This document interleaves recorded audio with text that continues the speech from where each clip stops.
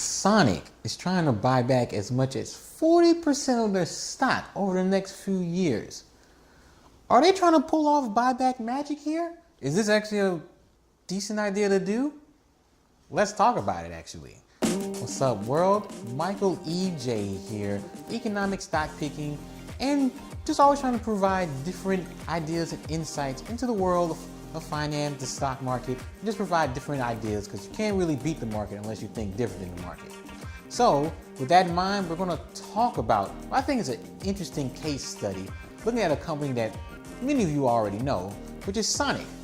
The drive-through, well, not even necessarily drive-through, but drive-in fast food option that's out there. Burgers, fries, really known for the shakes and the drinks. No, not a bad business. At least I thought, until I actually looked at some numbers as of late.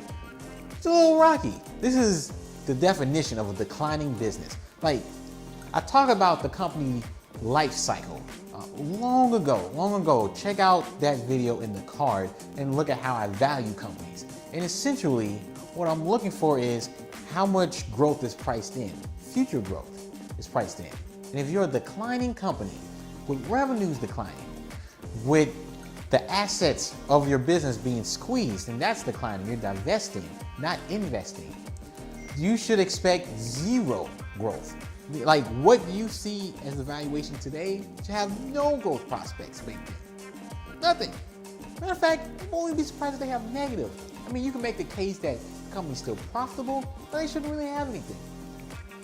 Now, with that said, I mean, that's what Sonic has right now. They have a company that's just declining. They have a company that's declining. They're doing a decent job trying to, shave off expenses. I've seen that even though things have been declining, gross profit margins actually held up. And in some respects have gotten better. So, I mean, they're doing the best they can, but they've realized they've hit a wall, they hit a ceiling, and they are coming down. Now, they're doing something that, in financial theory makes sense, and they're buying back a lot of stock and they're paying out dividends. But the focus is on the buyback. I think they're trying to pull off buyback magic here. And this is why. Buybacks are a very powerful thing, and you don't really notice them that often. But if a company's doing right with the buybacks, thinking that their stock is undervalued, that's when you should truly buy back the stock. Thinking that their stock is undervalued, usually they're right, given certain circumstances. The two main circumstances are based off of an emotion, an overreaction or an underreaction by the market. Now, the overreaction is what's really known by some top money managers, even the Nobel Prize economist, Richard Thaler. Yeah, he has a fund, Fuller Thaler. They had a couple of mutual funds that have all beat the market. They've all beat the market. It's based on this overreaction, underreaction type of rule. And they look at overreactions for stock buybacks. Essentially what they're looking for is maybe a company did bad with earnings, and they just tank, or they just been on a decline, maybe go down 30-50% over a couple of months, maybe a year or so. And they're looking for either companies that are buying back a lot of stock, or most importantly, insiders that are buying back a lot of the stock. Like that's kind of a signal like things are going to turn around. They have faith in the company. That's one way to look at an overreaction. Another way to look at it is a slight underreaction, and it's companies that are in a more mature business, kind of, sort of. They have a lead in that business, generate plenty of cash flow, and the buybacks are like an extra kicker. So in that opposite case, I would say an example of that is Apple. Apple is priced like a value company, and I understand why. There's hidden risk with Apple, but they're growing at a decent clip. They already have a dominant position. They have the landscape laid out for them. They're doing everything well, turning more into a service company, which is pretty good thing to do. And by the way, they pay out a decent dividend, got all the cash in the world, and are buying back stock at a good clip. Another company, the first company I ever pitched back in college, VeriSign. VeriSign was when I pitched it, maybe May of 2015.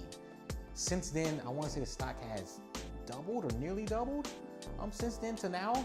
And they are a company that pretty much they own .com and .net.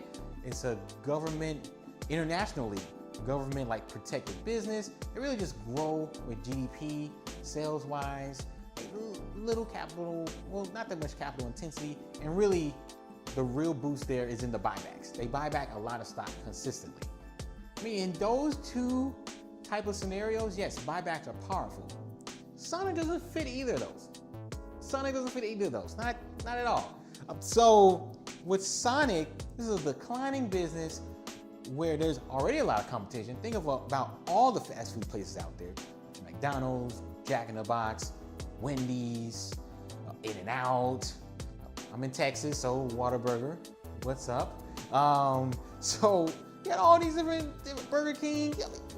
I mean, come on, you got all these different players out here. Sonic tried to stick out a little bit more being drive-in, but sometimes you don't want that. You just want as fast as possible. Sonic is slightly higher too. I mean, you got all these things to worry about here. So Sonic realized the demise of the company.